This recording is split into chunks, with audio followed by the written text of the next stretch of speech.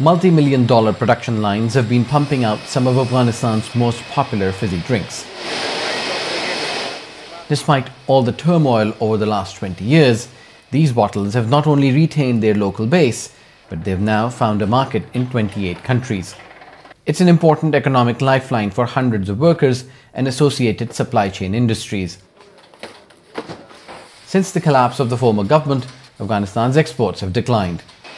Many large business owners have set up companies abroad to circumvent sanctions. Afghanistan has to be acknowledged as a nation by all countries. We have to deal with problems related to banking, visas and international travel. We need facilitation, not assistance, and access to the global market for purchases and banking activities. Although there are banking restrictions and no other government recognizes this one in Afghanistan, but businesses are continuing. With an annual turnover of over $50 million, this factory alone produces over $10 million worth of exports. Agricultural products, including pine nuts, remain the biggest export. China is buying the largest amount, surpassing traditional markets in the Gulf states, Europe and America.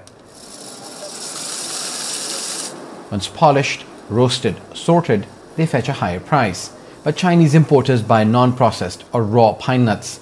That means less revenue and fewer jobs for many Afghans whose livelihoods depend on the industry.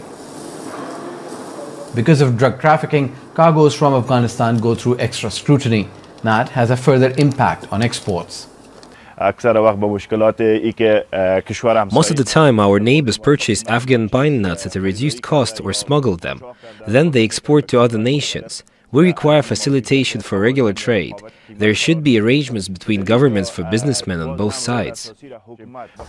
From mountains of minerals to the world's most expensive spice, Afghans know they have a lot to offer to the outside world. But hand-picked delicate strands of saffron are no match for minerals like coal, whose exports had a drastic decline. It's an important contributor to the nearly $150 million annual exports. But Afghanistan's increasing imports mean it's buying more than it's selling. The result, a widening trade deficit.